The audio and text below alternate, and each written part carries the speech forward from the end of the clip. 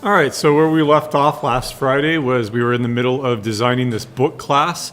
In order to support, eventually we want to find out what's the best book, what are the books written by a particular person, what's the oldest book, et cetera, et cetera. And we decided that what we wanted to do is we didn't want to keep track of 9 different pieces of information all separately. We wanted to create one unit, one entity that represented a book with 9 pieces of data in it. And that's called encapsulation. We'll formalize that later on. But we immediately decided that we wanted the book ID in the title. The ISBN that was a string. The rating was a double. The publisher was a string probably. The publisher year was an integer, right? But we kind of got stuck on this first name and last name. Now remember the point of designing this class is that we've got 9 pieces of data that we want to wrap up and encapsulate into one logical unit. Here I have 2 pieces of data. Should I just treat them as separate pieces of data? Or if you've got multiple pieces of data, 2 pieces of data here, what should you be doing? Encapsulating it into another class. Well, an author is a what? What is an author? A person, I heard. So let's go ahead and create a person class. Okay? Now here I'm going to, you can go ahead and expand this out, and it's a social security number, a date of birth, whatever. But I'm going to go ahead and keep it simple, and I'm going to put those 2 strings in here for now. So string first name and string last name. Okay? Now that I've got this person, there we go. Now that I've got this person class, I can make the author a person. There we go. Right? And now I've got those 2 pieces of information encapsulated into one logical unit. I don't have to treat them separate. So that if I ever did want to come back and add a date of birth, an address, or whatever, right? Then I would put it into this class. Proper encapsulation means that you are putting book things into the book class. You are putting person things into the person class. You are separating these out into logical organizations, right? Let's go ahead and get rid of some white space here, white space, there we go. All right, and we decided on publish years, that's fine, right? What about the date that I read it, right? The date that I read it, right? Well, you could represent that as a string, right? An ISO 8601 string, 2025-01, today is, it's February now. It is the 3rd, and then you can even add the time. Right now the time is 10:32 a.m. and 55 seconds, or it was, and that's an ISO 8601 formatted string. Right? That is one of the proper ways of representing strings that is human readable. That's one option. Another option would be a number, right? We could have a long or an integer, right? And this is the time. Now the way that this would work, this is actually the time in seconds since the Unix epoch. The Unix epoch was January 1st, 1970. So there was a clock that was started in 1970, 1, 2, 3, the number of seconds that have passed since then. And we're nearly up to like 2 billion and change, right? What is the current Unix epoch time, right? Here's the current clock. That's the, yeah, let's go ahead and watch it. There we go. There's the current time right now according to, is it going up? No, it's not going, okay, there we go. Finally, now it's working. Right, there's the actual current time according to a single number, the Unix epoch time, okay?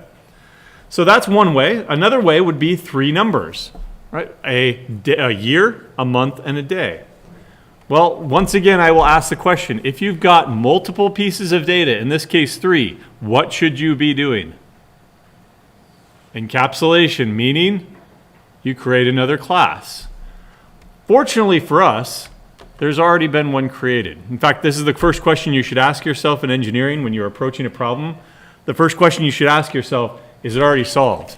Right? Bring in a library function to do it, or bring in a library, in this case, bring in a library local date class to do this. Date read, right? There we go. You will have to import this because it is part of the java.time library. Right? It's not part of the language itself. Right? Okay. That is a pretty good initial design for this book class. The next thing I want to do is I want to protect my data. And when we formalize encapsulation, we'll find out that it's three things. It's the grouping of data. Hey, there's the grouping of data into one logical unit, book. Then the second part is the protection of that data. As it is right now, I could go over here and create a book and do whatever I wanted with it. Book B is equal to new book, right? And I could say b.title is equal to some title, right? I could reset that equal to null, right? There is no title now. Or I could set ISBN to some completely invalid value, right? ABC, right? It's chaos, right? I don't want that to happen. So what I'm going to do is I'm going to protect that data. That's the second part of encapsulation. I'm going to make it so that these values are all private. Right? Ooh, wow, magic. How did I just do that, by the way? Right? Did you do that in Lab 1? Or maybe it was in Lab 1. Or this is an IDE trick. It's called block selection mode, right? If I were to normally just select all that stuff, right, I would end up selecting the entire line, right? If I go into block selection mode, which is Option Command A, now I can select blocks. I can highlight blocks, and I can start typing, and it'll be repeated throughout. I can delete, and it will also delete along those columns.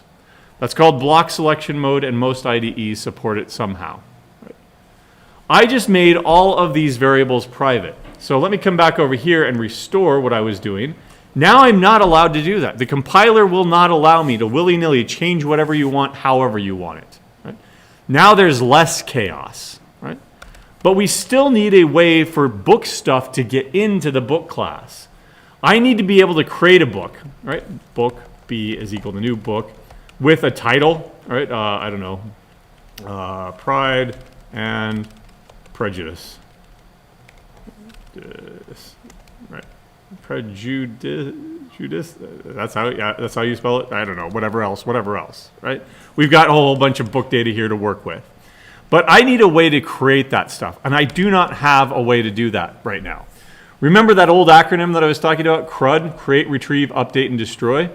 The same thing applies for objects like a book or a book class. I need a way to create books, and I need a way to retrieve the data that is stored in that class. As it is, I don't have either one of those right now. So my first step is going to be to create what's called a constructor. Public book. Now, it's going to take, say, a book ID, right? A title, an author, et cetera, et cetera, et cetera. Let me just go ahead and leave it like that. Author, and then a person, author. And then we'll open that method. Now, this is a method, right? It's a constructor method. What's the return type here? Is it returning an integer? Is it returning void? Right? What is it implicitly returning? If I'm going to create a new book, what do you expect back? A book. But we don't write it syntactically like this. Public book, right? Because now, why are you repeating yourself, right? This is a very special type of method that is called a constructor. It is named after the class. There is no return type because the return type is implicit. And then it will take whatever you want as parameters here, and then you can set the parameters. Book ID is equal to book ID. Right? Title is equal to title. There's a problem with this. We'll talk about it here in a second. Author is equal to author. Right? Each one of those is being highlighted with a warning. Let me read the warning to you. The assignment of a variable book ID has no effect. Let me ask you about this piece of code right here. Int x is equal to 42. X is equal to x. On line 19, would you ever write something like that? Why? Well, it just takes x and then places it back into the variable x. And if I highlight that, the assignment to a variable has no effect. It's the exact same warning here. You are doing nothing there, right? Don't write code like that. Likewise, I'm doing nothing here. Why am I doing nothing? All it's doing is taking this parameter variable and placing it back into this parameter variable. There are two book IDs here. There's the private book ID that's part of the class, And then there's this parameter book ID that is part of the this constructor right here. I need to make sure that there's a difference between them. To do that, I'm going to use the this keyword, okay? And I'm going to put it on all three of these things. I'm not doing the rest of them because I don't like typing. I'm going to show you, if you don't like typing, I'm going to show you another trick here in a second, right? But otherwise, now the warning goes away. I am setting this variable up here to the variable that was passed into this function down here. Right? I am setting this title variable up here to this variable over here. There are two title variables, right? But now I am saying this dot title is equal to that title, right? This is equal to that. This is equal to that. But you don't write that, right? Because that's bad coding style. Okay? Well, like I said, I don't like to type a lot, right? So what I'm going to do is I'm going to create, I'm going to get rid of this entirely. What I'm going to do is I'm going to come up here to source, and I'm going to generate a constructor using fields. I'm going to make sure that all of them are selected, and I'm going to generate that code. Wow. That must be AI, right? No, it was just it's just auto-generated code. It basically it takes this book ID, that title that you give it, the author, the ISBN, the rating, all that stuff, and then it puts it into this book right here. Okay. Let me go ahead and get rid of that for now. We'll talk about that much later. Now, I'm not done with my book class, but I'm done enough that I can come over here back to my demo, and I can continue parsing out the rest of this file. Remember that we have this CSV file with a bunch of book data in it, book ID, title, last name, etc. And I want to get all of these into objects that represent books. Okay? So, instead of doing it piecemeal and just doing the title and the best rating, whatever, right? I'm going to go ahead and split out all the tokens and then convert them all. Int book ID is equal to integer.parseInt of tokens sub 1, or 0, excuse me, the first one. That's the book ID, and remember that it's it is an integer here, right? 1669, etc. Right? The next token here is going to be the title, which is a string. Title is equal to tokens sub 1. Now, arguably, you're just copying one string into another string, but it's best to do this because now we have a sensible name for that variable. It's not just the second token, it is the title of the book, right? Now I've got a last name, first name. Right? That's an actual author, person. Author is equal to, I wasn't quite done with my person class over here. Let's do the same thing that we just did with the book class. Public. Or not public, sorry, private. Right? And private. Right? And what I'm going to do is I'm yet again going to save myself some typing here, and I'm going to generate constructor using fields. First name and last name. Right? Remember that it's first name, then last name. Okay? Come back over here to demo. And I can create a new person with tokens of 2 and tokens of 3, right? That was, I guess it's last name, first name, so I need to invert those, right? There we go. All right, what's next? The ISBN. So string ISBN is equal to tokens of, we're up to 4 now. Remember, I do like doing this because now we have a sensible variable name here. It's not just some mysterious tokens of 4, right? The average rating is next. So what should I do there? That's a double, right? Rating is equal to double.parse double of tokens of 5 is what we're up to. Right? Publisher is a string. Publisher is equal to tokens of 6. Then the original publication year, right? So that's an integer. Pub year, right, is equal to integer.parseInt tokens of, we're up to 7 now, right? And then finally the date read. That's the last one, right? Now it's a little bit different here, the way that they design local date. You have this function called of, local date.of. Actually, no, isn't it parse? Yeah, parse, right? And we're going to parse out that tokens of 8, that 9th token, that last token there. We're also going to cross our fingers and hope that it works because it is not in the standard ISO format, right? It's in the standard American format, month, day, year, which is completely wrong. Right? It's the ISO standard that is right because it is lexicographically orderable, right? So local date, date read is equal to that. Once I've got all 9 of those pieces of data, right? Now, I guess 8 technically because that's a person is 2 pieces of data in a different class, I can now finally create a book. B is equal to new book, right? And that's going to be the book ID, the title, the author, the ISBN, the rating, the publisher, the pub year, and the date read. Right? There. Okay? Now, what happens to this book B here? It just gets lost because I don't do anything with it. What I want to do is I want not the best book, but I want all the books. Let's go ahead and create a list of books, right? Books is equal to new array list of books. This is why I like lists, because how many books are in that were in that file? I don't know, I don't care, right? I just want this to work. So I don't want to have to go through the file and count up the number of lines, the number of valid book records there are. I just want to go ahead and add them each to this list right here, okay? All right, books.add B. And then down at the end here, let's go ahead and not print out the best book because we're trying to solve a different all the problems now. Let's just go ahead and output books. No compiler errors. I'm crossing my fingers that everything works. Oh, darn it. Text could not be parsed. So we can't parse that. So what I'm going to do is I'm going to go ahead and ignore that for now and get rid of it. But of course, my constructor here is requiring it.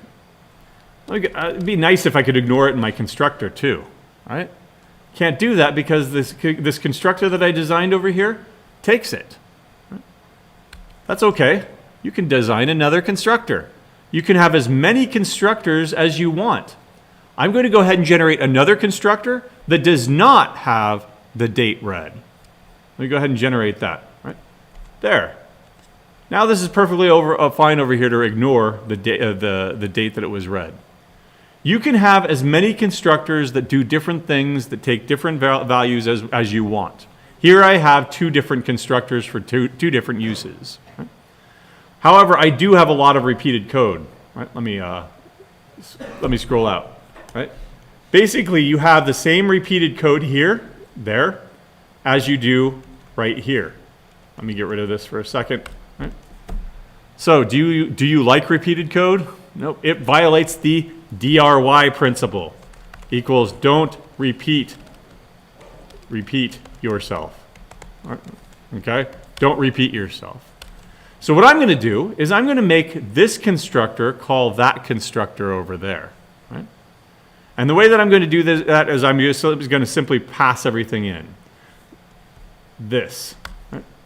I'm going to pass in book ID, title, author, ISBN, rating, publisher, and publish year. Uh-oh. What about that date read? Publish year. There we go. Yeah, that's right. Did I get it wrong? No, I don't know why it's not compiling. Probably because of this, though. Right? So, what should I pass in if I don't have it? I don't have a date read. Nothing. What is nothing in Java? Null. There we go. And now everything is perfectly fine, and I can zoom back in now, right? And I've got these 2 constructors. This one constructor calls this constructor over here. It's the this keyword again, right? But we're putting in parentheses, meaning that is a function call instead of this dot book ID or this dot title, right? Now this will compile over here, and we don't have to worry about parsing out that date for now. We'll come back to that. There we go. There's all my books. What are those books? Yeah, what's this mysterious thing over here that I asked you last week and somebody said it was? The memory address. So remember CRUD, create, retrieve, update, and destroy. I created it, but there's no way to retrieve information out of this class. I'm going to solve that really quickly in two ways. The first way, I'm going to come up to source and generate what are called getters. I'm going to select all the getters here, right? And I'm going to generate them. Look at all that code that was just generated. If you want the book ID, now we have a function that you can get the book ID. If you want the title, now we have a function that you can get the title, right? All it's doing is returning the inner works of this thing here. And if you were watching, there were also the opposite of these, generate getters and setters. Right? I could also do setters. Let me show you what that looks like. You want to set the publisher to a new publisher. You want to set the publish year to a new publish year. I'm going to actually erase all of these immediately because we don't like setters. We like immutable objects. Remember strings? Strings are immutable. Once they're created, you can't change them. And immutability is a very, very, very good thing because it gives you thread safety automatically. Not that we're going to be doing much multi-threaded programming in this course, but it is the way to go. Right? You like immutable objects. Setters make them mutable because you can always change the title. You can always change the date that I read it, etc. Right? Okay? So we're not going to go that direction. Now what I could do over here is, instead of printing out all the books, I could go ahead and go into a loop for book B in the collection books. Right? I could say system.out.println b.getTitle. Right? That'll print out the title. Then I could print out the ID, get book ID. Book ID. All right? I could type, and I could get all this information. There it is. So there's the book ID for Paddle Your Own Canoe. There's the book ID for Killing Commendatore. There's the book ID for The Moon of the Harsh Mistress, etc., etc. Again, I don't like typing, and hopefully you don't like typing either. So I'm going to come back over here and generate one more thing. I'm going to generate a toString method. Right? This toString method is built into every class. The default is to give you that memory address. What I want it to do is I want it to do something different. Right? If I just select everything, it's going to end up looking like this. Okay? Come back over here and get rid of my typing. And let's see the difference now. There's the book with book ID blah. There's the title. There's the author, which we need to generate toString method there too. There's the ISBN. There's the rating, etc., etc. I don't like the default way of doing this. So what I'm going to do is I'm going to replace this code with some well-formatted code. So I'm going to return string.format. Right? Format is basically printf, system.out.printf. But instead of printing to the standard output, it is printing to this string and creating a new string. Unfortunately, they called it format instead. Right? I'm going to print out the title, which is a string. So this.title.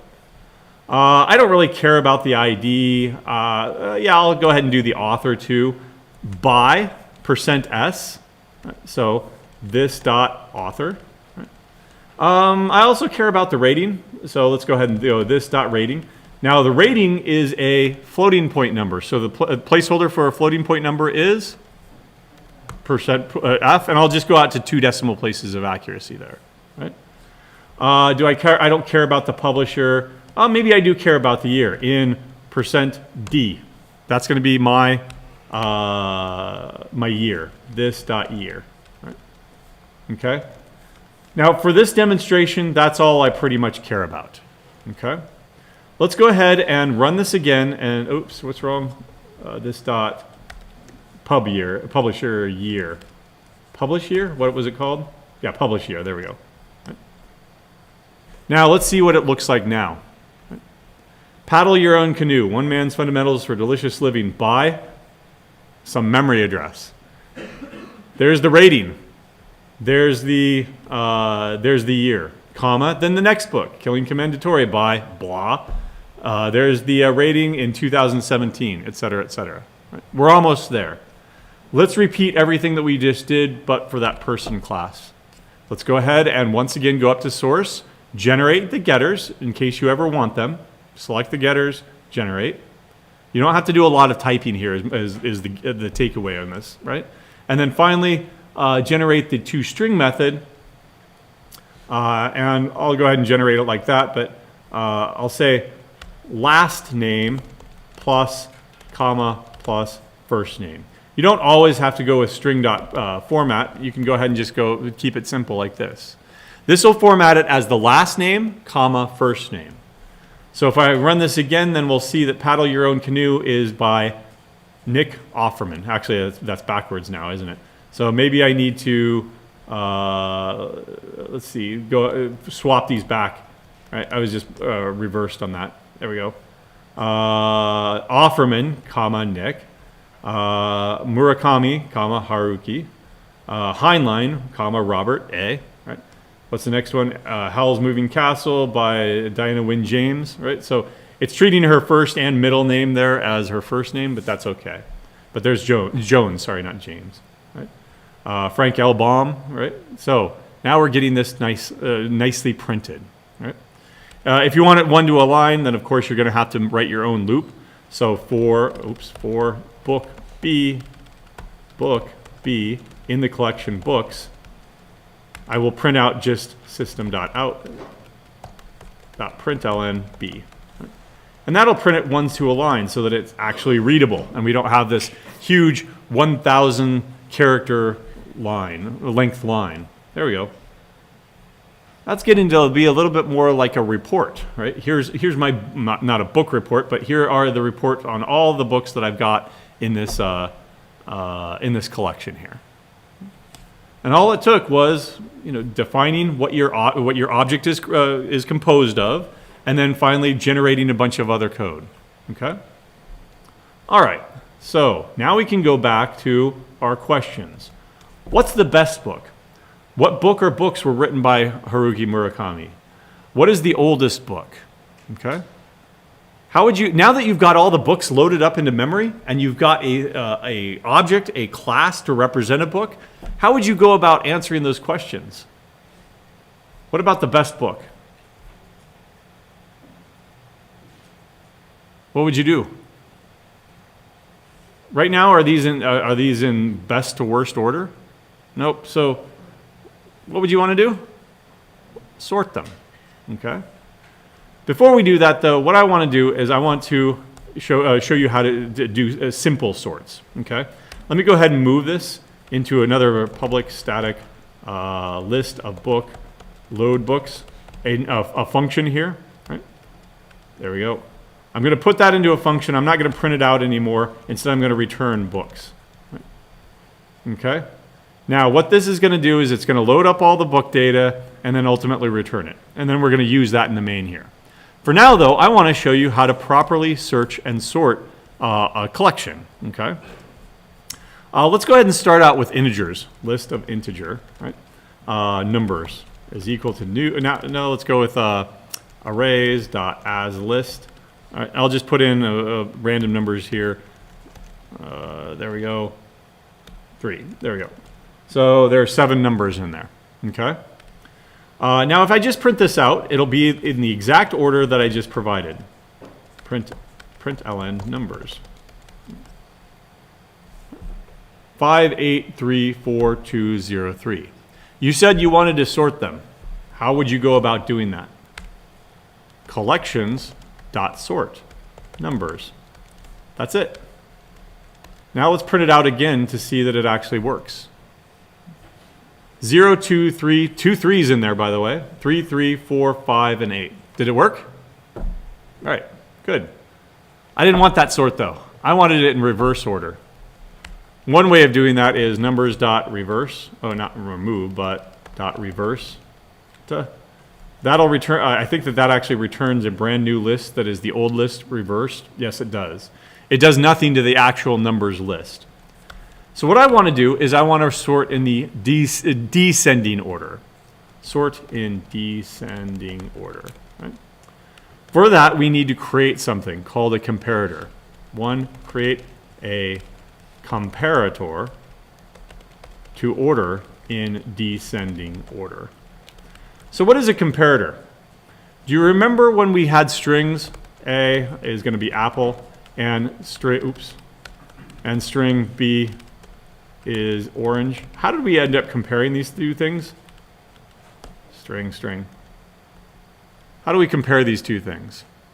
A dot compare to B. And do you remember what that returns? It returns an integer. I'll just call it order. What is order? Order is going to be negative if A is less than B. Right? Order is positive if B is less than A, or just the opposite. Order is 0 if A is equal to B. Right? That's called a comparator pattern. Given two things, A and B, it'll return negative if they're in order. It'll return something positive if they're out of order. It'll return 0 if they're the same thing. This same pattern is in every single programming language. You used it in C. You probably, hopefully, used it in Python, right? You probably might have used a lambda expression instead, but the same basic idea, all right? What we need to do now is create a comparator for integers. I'm going to create a comparator. I'm going to parameterize it for integers. And let me go ahead and bring this in. Okay. And I'll say int, CMP int descending, right? In other words, it's going to be an integer a comparator for integers in descending order. And here's new syntax for us. Comparator, right? And there. Now I need to import this from java.util, right? Now it's complaining here because I've not it's a comparator for integers, but have I said how it compares integers yet? No. That's where a compare method comes in. All I did was auto-generate this. Right? It takes an integer, and I typically rename these things. O1 and O2 is for object 1 and object 2. I like naming them A and B. Right? But it's going to compare A to B. Okay? This is where we put that logic. What I'm going to say is if A is less than B, or is greater than B, no, let's go with less than B. Right? Remember that this is in descending order, right? So are they in order or not here? Descending, so 5 is less than 10. Are they in order? Yep, so return something negative. Let me restore A and B. So it always helps to think more concretely by placing in values for them. If A is greater than B, right? In other words, actually descending? Yeah, 10 is less than, descending, sorry. Right? So is this descending? Yeah, so this would be what? Return -1. This one should be return +1, but we don't write positives.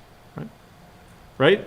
Because 10 or 5 is less than 10. Is that descending? No. Sorry, it was reversed last time. Right, there we go. Otherwise, what's the only other possibility here? They're equal, so return what? 0. Okay. Now that I've got my comparator that takes two things and says they're in order, they're out of order and need to be swapped by your sorting algorithm, or they're equal and do whatever you want, swap them or not. There's no difference. Okay, I can use collections.sort. What do I want to sort again? Numbers. There we go. Numbers using the comparator CMP int descending. Right? Up here, it didn't require a comparator because it was in the natural ordering, the default ordering. Right when I did it on this line right here. Now, this is not the default ordering. This is a completely different ordering in descending order. Right? When I run this, now it's 8543320. Okay? This is the comparator pattern. It takes two items, compares them, and returns an integer that is either negative, positive, or 0, depending on the relative ordering of those things. Right? Now, I'm going to leave this here, but I'm going to show you some code simplification. Right? So what I'm going to say is A.compare to B. Right? That's the natural order. That's actually what's happening up here. When you sort something, it's actually using this compare to function. Right? That's built into it's built into integers, it's built into doubles, it's built into strings. But they're all in ascending order. Right? Now if I just return this, then it'll be no different from that ascending order. right there, no difference. So how can I make this into a descending order? Remember the pattern, something positive, or something negative, excuse me, positive or 0. What could I do to that expression right there? To flip it. I could return the negation of it, right? Or -1 times that thing. Why? What happens to something that's negative? It becomes positive. What happens to something positive? It becomes negative. What happens to 0? Stays the same, right? Code golf there, you can get it even further down. Negative, right? There. Now I don't need to write this big if else statement, right? And that's the way to go right there, okay? Let's do one more example. What if I had strings?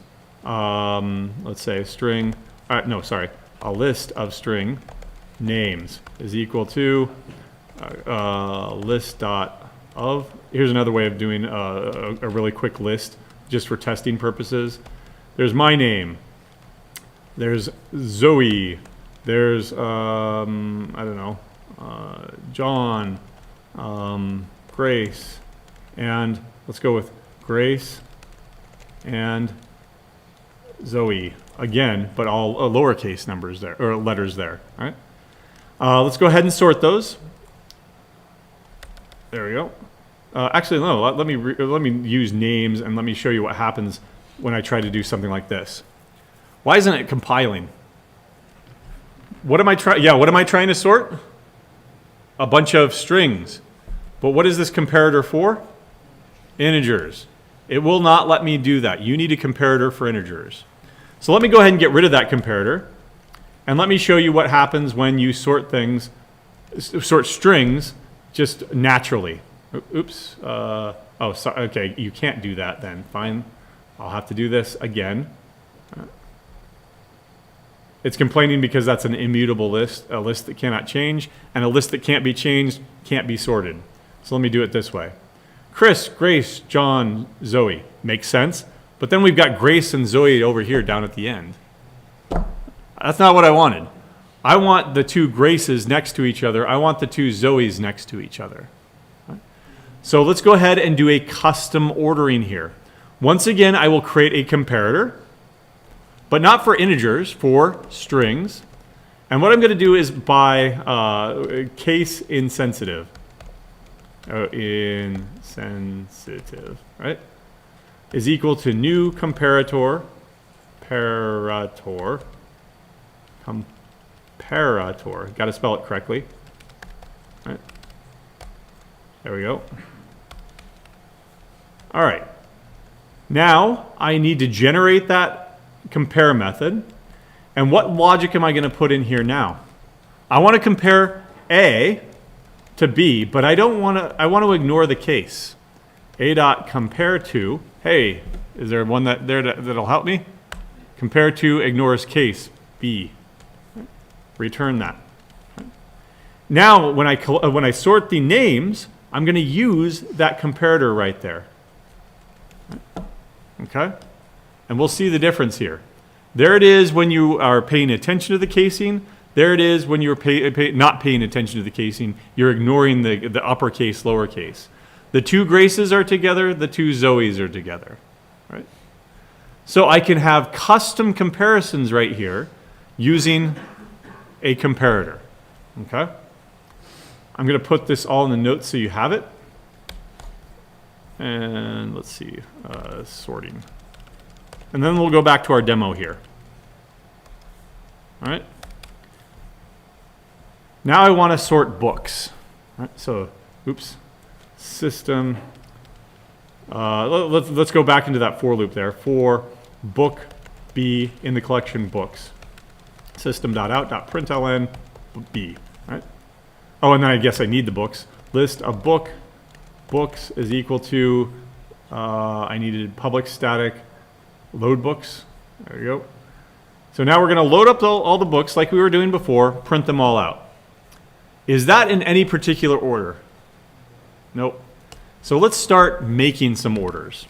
Let's go ahead and order them, order books, or sort books by title. Okay? just because I like, I want to see them all in according to title as they would actually appear in a library. And unfortunately, we're gonna ignore rules regarding what are these articles, the, etc. We're gonna ignore all that, right? So we're not gonna be very good librarians, but we're still gonna sort the books by title. Okay, let's create a comparator for books by title. Right, I'll equal to new comparator for books by title. One thing about syntax right here, you do have to, of course, generate comparator. You have to spell it correctly, sorry. That you have this opening curly bracket and this closing curly bracket and then a semicolon. This is what's called an anonymous class. For those coming from a Python background, if you did Lambda functions and anonymous classes are basically kind of the same thing. Lambda functions are anonymous functions. Here we've got an anonymous class.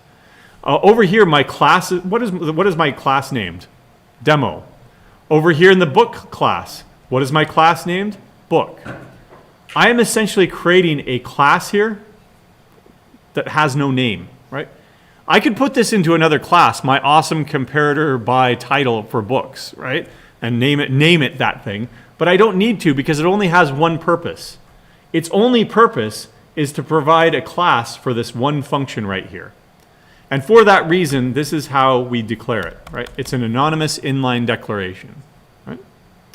I'm going to compare book A to book B, right? How would you do it? I need the titles, right? So I could say string title A is equal to A dot get title, right?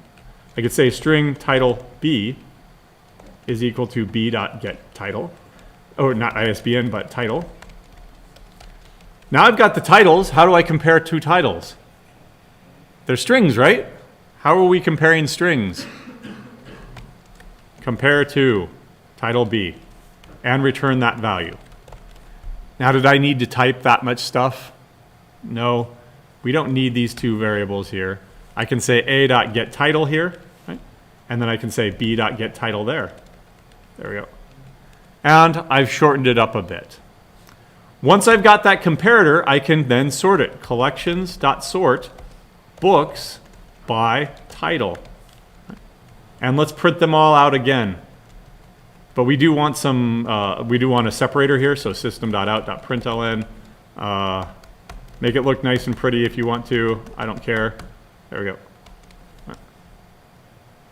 There. Let's go ahead and increase the size here. There's the original, right? There's the delimiter there, right?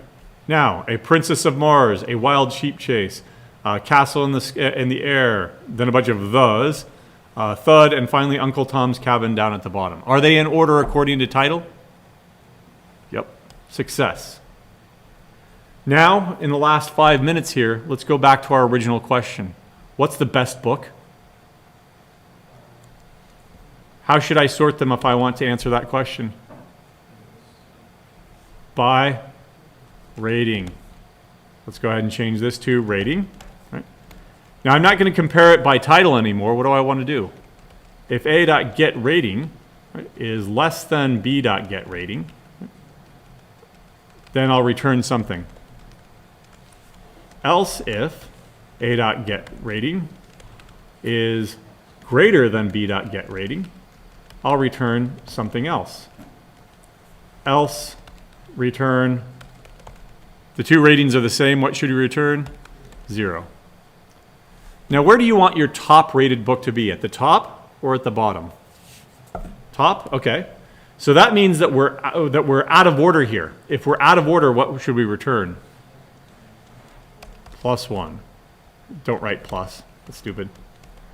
And by process of elimination, -1. Right? Now I will sort them all by ratings, right, and then print them all out again. Right?